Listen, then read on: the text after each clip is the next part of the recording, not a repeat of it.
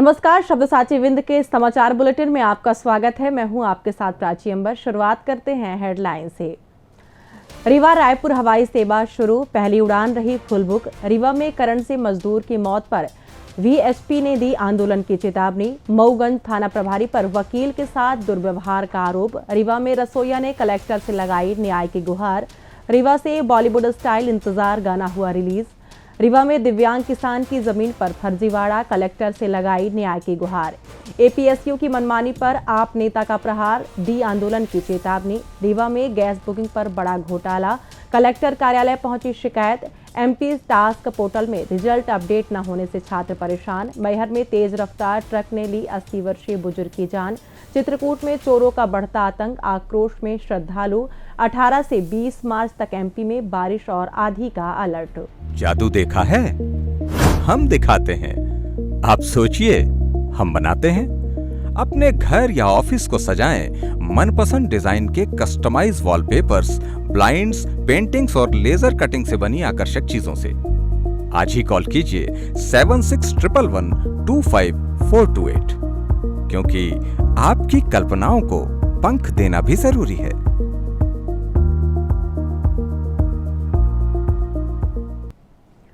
अब खबरें विस्तार से। विंध्य क्षेत्र के लिए आज का दिन ऐतिहासिक है। रीवा से रायपुर के लिए बहुप्रतीक्षित हवाई सेवा की शुरुआत हो चुकी है। एलायंस एयर की 72 सीटर फ्लाइट आज रीवा से उड़ान भरी और पहली ही उड़ान की सभी सीटें पूरी तरह बुक रहीं। लोगों में इस हवाई सेवा को लेकर काफी उत्साह भरा नजारा रहा। इस सेवा का शुभारंभ मध्य प्रदेश के डिप्टी सीएम राजेंद्र शुक्ल ने किया। इसी फ्लाइट से डिप्टी सीएम भी रायपुर गए। इस हवाई सेवा के संचालन के लिए मुख्यमंत्री मोहन यादव वर्चुअल रूप से शामिल रहे। रायपुर पहुंचने के बाद एयरपोर्ट पर फ्लाइट का वाटर कैनन से भव्य स्वागत हुआ, जहां छत्तीसगढ़ सरकार के मंत्री भी मौजूद रहे। बता दें कि रीवा एयरपोर्ट से पहले दिल्ली और इंदौर से जुड़ चुका है। अब रायपुर के जुड़ने से क्षेत्रीय कनेक्टिविटी मजबूत होगी। जल्द ही कोलकाता के लिए भी उड़ान शुरू होने की तैयारी है। विंध्यवासियों का कहना है कि इस सेवा से व्यापार, शिक्षा और स्वास्थ्य सेवाओं के लिए आवागमन आसान होगा। विंध्य क्षेत्र को लंबी सड़क रेल यात्रा से राहत मिलेगी और समय की बचत होगी। इस मौके पर डिप्टी सीएम राजेंद्र शुक्ल ने रीवा एयरपोर्ट के विस्तार पर क्या कहा, आइए जानते हैं। आपको मुख्यमंत्री जी की ओर से मैं आश्वस्त करता हूं कि ये 390 करोड़ रुपए जो इसके रनवे को बढ़ाने के लिए राशि चाहिए, वो राशि राज्य शासन मंजूर करने जा रही है। आपसे निवेदन ये है कि आप इस रनवे को बढ़ाने के लिए एयरपोर्ट अथॉरिटी को जरूर निर्देश देंगे। और टर्मिनल बिल्डिंग, अब यहाँ पर 72 सीटर प्लेन चल रहे हैं, इंडिगो में तो 78 सीट है। और हमेशा ये टर्मिनल बिल्डिंग में इतना क्राउड रहता है, इतना लोड है कि टर्मिनल बिल्डिंग के विस्तार के लिए मैं आपसे निवेदन करता हूं, क्योंकि इसके लिए एक्स्ट्रा लैंड की जरूरत नहीं है। ऑलरेडी हमारे पास जितनी जमीन की आवश्यकता है उससे बहुत ज्यादा जमीन है। बगल में एरिया ईयर मार्क्ड है। यहाँ पर यदि नए टर्मिनल बिल्डिंग जैसे जबलपुर में है, जैसे खजुराहो में है, इस प्रकार के टर्मिनल बिल्डिंग की स्वीकृति यदि आप दे देंगे तो टर्मिनल बिल्डिंग का काम शुरू हो जाएगा। और रनवे के लिए जैसे ही हम लैंड आपको उपलब्ध कराएंगे तो रनवे का काम भी आप शुरू कर सकें। इसके लिए पहले हमें काम करना होगा, फिर आपसे हम निवेदन करेंगे। रीवा जिले के सिरमौर थाना क्षेत्र अंतर्गत ग्राम पडरी में 11,000 वोल्ट की विद्युत लाइन सुधार कार्य के दौरान आउटसोर्स कर्मचारी राजकुमार दाहिया करंट की चपेट में आने से बुरी तरह झुलस गए थे। मैहर जिले के ताला थाना क्षेत्र ग्राम अजवाइन निवासी राजकुमार अशोक कंपनी आरबीएनएल में कार्यरत थे और ठेकेदार शुभम सिंह परिहार निवासी रायपुर कल्याण के अधीन काम करते थे। घटना के दौरान बिना उचित परमिट या सुरक्षा के उपायों के लाइन अचानक चालू कर दी गई, जिससे राजकुमार गंभीर रूप से घायल हो गए। इसके बाद ठेकेदार ने उनके परिजनों को सूचना दिए बिना उन्हें संजय गांधी अस्पताल में भर्ती कराया, जहां उपचार के दौरान उनकी मौत हो गई। अब इस मामले पर विश्व हिंदू परिषद ने कंपनी के ठेकेदार व कर्मचारियों पर आईपीसी 302 समेत अन्य धाराओं में कार्रवाई की मांग की है। साथ ही सिरमौर थाना प्रभारी पर मिलीभगत का आरोप लगाते हुए उनकी निलंबन की भी मांग की गई है। मृतक के 2 बेटे, 2 बेटियां व वृद्ध माता पिता के लिए 50 लाख रुपए मुआवजा व एक सदस्य को नौकरी देने की मांग की गई है। साथ ही मृतक के परिजनों ने चेतावनी दी है कि अगर तत्काल कार्रवाई नहीं हुई तो सामूहिक आत्मदाह कर लिया जाएगा। साथ ही विश्व हिंदू परिषद ने भी बड़े आंदोलन की चेतावनी दी है। मऊगंज में मंगलवार को भाजपा नेता व वकीलों ने थाना प्रभारी के खिलाफ एसपी को शिकायत की। वकील संजय तिवारी ने थाना प्रभारी संदीप भारती पर अभद्र व्यवहार व चोरी की शिकायत पर कार्रवाई न करने का आरोप लगाया है। 16 मार्च की रात तिवारी राम लखन शर्मा के घर हुई चोरी के मामले में पूछताछ के लिए थाने पहुंचे थे, जहां कथित तौर पर उनके साथ गाली गलौज की गई और आवेदन फेंक दिया गया। तिवारी ने यह भी आरोप लगाया कि अधिकारी नशे में थे और उन्हें धमकाया गया। घटना के बाद वकीलों में आक्रोश है। वकील संघ अध्यक्ष हरिहर प्रसाद शुक्ला सहित 25 वकीलों ने कार्रवाई की मांग की है। एसपी दिलीप सोनी ने जांच एएसपी विक्रम सिंह को सौंपी है। मंगलवार को रीवा कलेक्टर कार्यालय में एक रसोइया अपनी पीड़ा लेकर पहुंची। उसने बताया कि वह सिमरिया क्षेत्र के गंगा स्व सहायता समूह चकदही द्वारा संचालित सरकारी स्कूल में मिड डे मील रसोइया के रूप में कार्यरत है, लेकिन पिछले 5 महीनों से उसे वेतन नहीं मिल पाया है। रसोइया ने बताया कि वह नियमित रूप से स्कूल के बच्चों को भोजन पकाकर परोसने का कार्य करती हैं, परंतु वेतन न मिलने के कारण उसे गंभीर आर्थिक संकट का सामना करना पड़ रहा है। महिला का आरोप है कि सिरमौर क्षेत्र के बीआरसी अधिकारी वेतन दिलवाने के बदले उनसे 5-5 हजार रुपए की मांग कर रहे हैं। महिला का आरोप है कि वह पहले भी 3-3 हजार रुपए दे चुकी है, लेकिन उसका कहना है कि अब कम वेतन होने के कारण अफसर को घूस देने के लिए और वह पैसे कहां से लाए। पीड़ित रसोइया ने रीवा कलेक्टर प्रतिभा पाल से मिलकर तत्काल वेतन भुगतान करवाने तथा न्याय दिलाने की गुहार लगाई है। उसने विभागीय अधिकारियों से इस मामले की निष्पक्ष जांच कर कार्रवाई की मांग की है, ताकि ऐसी स्थिति दोबारा न हो पाए। पहले हमारे मास्टर साहब ऑनलाइन कि भाई नई रसोइयाँ नियुक्ति किया जाती, फिर समूह से प्रस्ताव बना तो सीएसी साहब साइन की, मास्टर साहब साइन की, फिर समूह साइन की, सचिव अध्यक्ष, फिर गए सिरमौर तो सिरमौर में प्रस्ताव दीन है, बीआरसी साहब के पास में दीन है, एक प्रत लाए हैं, 3-3 हजार पैसा दीन है बेचारी। अब और मांगा थी कहाँ पावे बताई गरीब आदमी। कौन पैसा मांगा? बीआरसी साहब 3-3 हजार दे चुकी है। वो मांगा थे बताई कहाँ पावे गरीब महिला। 5-5 हजार मांगा थे बताई, घर में खा गए जून से जून नहीं आई, कहाँ पावे। स्कूल में काम कर रही 5-5 महीना से 1 रुपया नहीं पाए, अब 5 हजार कहाँ पावे बताइए अपना। और तो बीआरसी साहब तो वेतन पावा थे, अही कम वेतन अब पाई बताई। पैसा नहीं दे रहे हैं, घोष मांगा थे बताई का करी। तो यहीं से आने मैडम जी से थोड़ा यह सबर की पूरी टाइम मिला। रीवा के कलाकारों की मेहनत अब बड़े पर्दे की ओर कदम बढ़ा रही है। दोस्ती और यादों पर आधारित गाना इंतजार आज 17 मार्च को शाम 7 बजे यूट्यूब पर रिलीज हो गया है। इस प्रोजेक्ट को एडविन प्रोडक्शन ने प्रेजेंट किया है और इसे एडविन प्रोडक्शन व शब्द साथी चैनल पर लॉन्च किया जाएगा। इस गाने को डायरेक्ट किया है आशीष द्विवेदी ने। प्रभात गौतम ने इसमें सिंगिंग और कंपोजिशन के साथ प्रोड्यूसर की भी जिम्मेदारी निभाई है, जबकि गीत लिखे हैं संजीव सिंह परिहार ने। कैमरा की कमान संभाली है डीओपी गीत सूरी ने। उनके साथ असिस्टेंट डीओपी दिनकर सिंह परमार रहे। एक्टिंग कोच अंकित मिश्रा, कैमरा असिस्टेंट ऋषभ पांडे और प्रोडक्शन मैनेजर शुभम पांडे ने भी अहम भूमिका निभाई। पोस्ट प्रोडक्शन में टाइमलाइन एडिटिंग ऋषभ द्विवेदी ने की। मिक्सिंग आशीष मोहंती और अंकित रसालीदार ने की, जबकि कलरिस्ट चंदन युवराज रहे। ग्राफिक्स डिजाइन नेहा करवाड़िया और कॉस्ट्यूम नेहा अग्रवाल ने संभाला। गाने में स्पेशल अपीयरेंस सोना द्विवेदी ने की। वहीं प्रभात गौतम, दीपक पटेल और अभिनव गुप्ता फीचर्ड हैं। रीवा में इस तरह के प्रोजेक्ट यह साबित कर रहे हैं कि अब छोटे शहर से भी बॉलीवुड स्तर का म्यूजिक तैयार हो रहा है।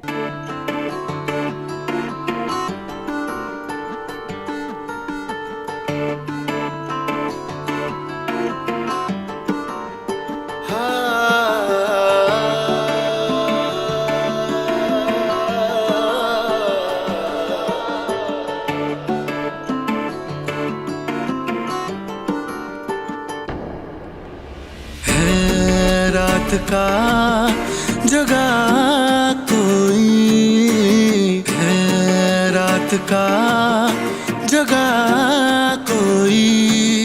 आप भी पूरा म्यूजिक वीडियो देखने के लिए डिस्क्रिप्शन पर दिए गए लिंक पर क्लिक कर सकते हैं। मंगलवार को रीवा कलेक्टर कार्यालय में आयोजित जनसुनवाई में एक दिव्यांग किसान ब्रिजनंदन यादव अपनी जमीन को लेकर न्याय की गुहार लगाने पहुंचे। इटहा गांव निवासी ब्रिजनंदन ने बताया कि वे अपनी पैतृक जमीन के लिए लंबे समय से भटक रहे हैं। उनका आरोप है कि पटवारी और तहसीलदार ने फर्जी दस्तावेजों के सहारे उनकी जमीन को उनके ही परिवार के अन्य सदस्यों के नाम कर दिया है। इतना ही नहीं, इस गलत बंटवारे में मृत व्यक्तियों के नामों का भी दुरुपयोग किया गया है और पूरी तरह फर्जी दस्तावेज तैयार करवाए गए हैं। दिव्यांग किसान ब्रिजनंदन ने रीवा कलेक्टर से मांग की है कि इस मामले की गहन जांच कराई जाए, साथ ही दोषी पटवारी, तहसीलदार सहित संबंधित अधिकारियों के खिलाफ सख्त कार्रवाई की जाए और उन्हें उनकी हक की जमीन पर न्याय दिलवाया जाए। रीवा जिले के आम आदमी पार्टी के शिक्षा विंग के जिला अध्यक्ष शिवम भारद्वाज ने अवधेश प्रताप सिंह विश्वविद्यालय के शारीरिक शिक्षा विभाग की कार्य प्रणाली पर गंभीर आरोप लगाया है। उन्होंने इसे रीवा की उभरती खेल प्रतिभाओं के साथ विश्वासघात बताया है। शिवम भारद्वाज ने कहा कि 17 फरवरी को नेशनल रेफरी व विशेषज्ञों की उपस्थिति में चयनित ताइक्वांडो खिलाड़ियों को ऑल इंडिया इंटर यूनिवर्सिटी प्रतियोगिता में भाग लेने से वंचित कर दिया गया। विभाग की लापरवाही और हठ धर्मिता से खिलाड़ियों की वर्षों की साधना व्यर्थ हो गई है। उप मुख्यमंत्री राजेंद्र शुक्ल के निर्देशों के बावजूद विभागाध्यक्ष द्वारा नियमों की भ्रामक व्याख्या कर बाधाएं खड़ी करना शासन देशों की अवहेलना है। शिवम ने मांग की है कि पूरे मामले की उच्च स्तरीय जांच हो और दोषी अधिकारियों की जवाबदेही तय की जाए, अन्यथा आप पार्टी खिलाड़ियों के सम्मान की रक्षा के लिए आंदोलन शुरू करेगी। नमस्कार साथियों, मैं शिवम भारद्वाज, जिला अध्यक्ष आम आदमी पार्टी रीवा। साथियों, अवधेश प्रताप सिंह विश्वविद्यालय के शारीरिक शिक्षा विभाग ने अपनी तानाशाही से हमारे खिलाड़ियों का भविष्य बर्बाद कर दिया। नेशनल रेफरी द्वारा चयनित ताइक्वांडो खिलाड़ियों को उप मुख्यमंत्री के आदेश, कितनी शर्मनाक बात है कि उप मुख्यमंत्री के आदेश के बावजूद हमारे खिलाड़ियों को पंजाब और उड़ीसा जाने से रोक दिया गया। विभाग की इस हठ धर्मिता ने खिलाड़ियों की सालों की मेहनत मिट्टी में मिला दी। आम आदमी पार्टी ये मांग करती है कि इन खेल माफियाएं वाले रवैये की जांच हो, दोषी अधिकारियों पर तत्काल कार्रवाई की जाए, वरना हम उग्र आंदोलन करेंगे। जय हिंद, जय भारत। रीवा में रसोई गैस की किल्लत के बीच अब गैस बुकिंग में धांधली और कालाबाजारी के गंभीर आरोप सामने आ रहे हैं। मंगलवार को एक ऐसा मामला कलेक्टर कार्यालय तक पहुंचा जिसमें स्थानीय निवासी ज्ञानेंद्र कुमार गौतम ने शिकायत दर्ज कराई। उनका कहना है कि उन्होंने खुद गैस सिलेंडर की बुकिंग नहीं की, लेकिन उनके मोबाइल नंबर पर बुकिंग होने का मैसेज प्राप्त हो गया। उनका आरोप है कि या तो कुछ लोग या फिर एजेंसियां उपभोक्ताओं के नंबरों का दुरुपयोग करके स्वतः बुकिंग करा रही हैं, जिससे सिलेंडरों की कालाबाजारी को बढ़ावा मिल रहा है। इससे आम उपभोक्ताओं को जरूरत पड़ने पर समय से सिलेंडर नहीं मिल पाता और वो मजबूरन ब्लैक में महंगे दामों में गैस खरीदने को विवश होते हैं।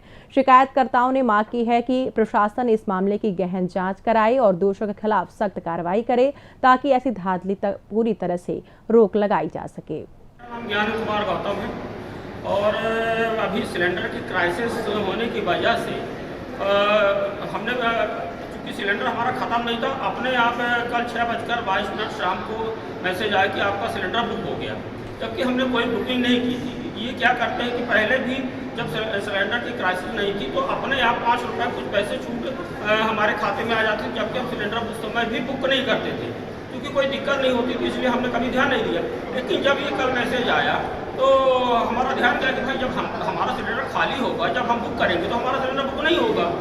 तो मैं यहाँ पे मैंने कैसे भी किया, मैं एजेंसी किया तो बोले कि हम इसमें कोई कार्रवाई नहीं कर सकते, आप जाइए अपने हिसाब से आप करिए, जो क्योंकि शिकायत कटेगी नहीं।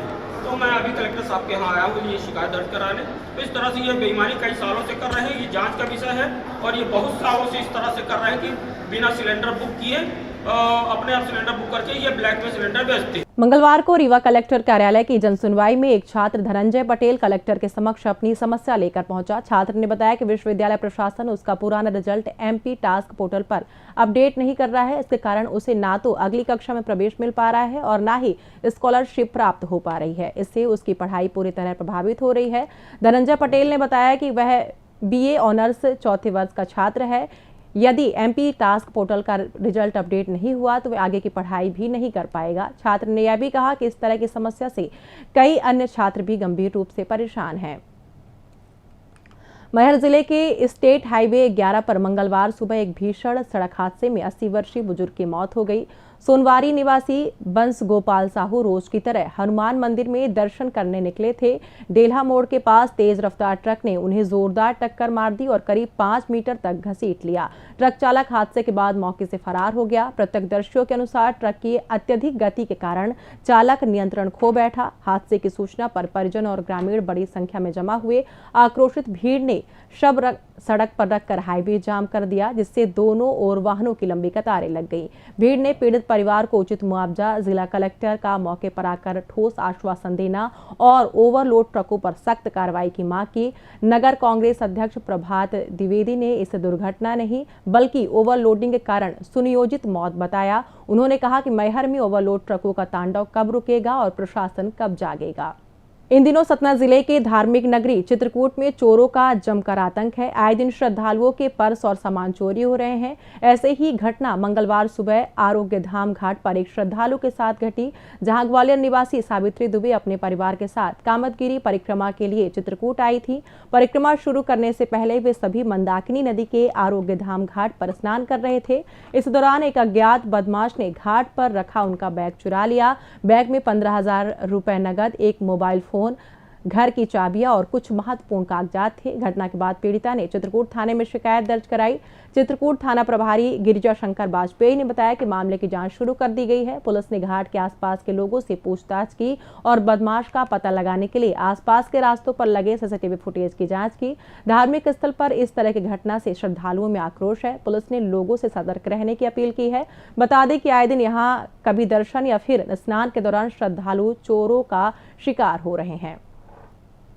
मध्य प्रदेश में आज तेज गर्मी का दौर जारी रहा, लेकिन कल से मौसम बदलने वाला है। मौसम वैज्ञानिकों का कहना है कि मंगलवार रात से स्ट्रॉन्ग वेस्टर्न डिस्टर्बेंस सक्रिय होगा। इसका असर 18 मार्च से प्रदेश के कई हिस्सों में दिखेगा, जहां 18 से 20 मार्च तक आंधी गरज चमक के साथ बारिश और बौछारें पड़ सकती हैं। भोपाल, इंदौर, ग्वालियर, उज्जैन, जबलपुर सहित आधे से अधिक जिलों में प्रभाव रहेगा। तापमान में 4 से 5 डिग्री सेल्सियस तक गिरावट संभव है। कहीं कहीं बादल छाए रहेंगे। कई जिलों में पारा 37 से 38 डिग्री सेल्सियस पार कर गया है, जबकि प्रमुख शहरों में Bhopal 36 degree Celsius, Indore 36 degree Celsius के आसपास पारा दर्ज किया गया। मौसम वैज्ञानिकों के अनुसार अप्रैल और मई में लू का दौर चलेगा। मार्च के अंत से हीट वेव शुरू हो सकती है। इसी के साथ ही समाचार बुलेटिन समाप्त हुआ। कल फिर मिलेंगे नई खबरों के साथ। जुड़े रहिए शब्दसाची विंध्य से और विंध्य से जुड़ी तमाम खबरों के लिए हमारे चैनल को सब्सक्राइब कर दें। अपने आसपास की खबरें हम तक पहुंचाने के लिए स्क्रीन पर दिए गए नंबर पर आप संपर्क कर सकते हैं। धन्यवाद।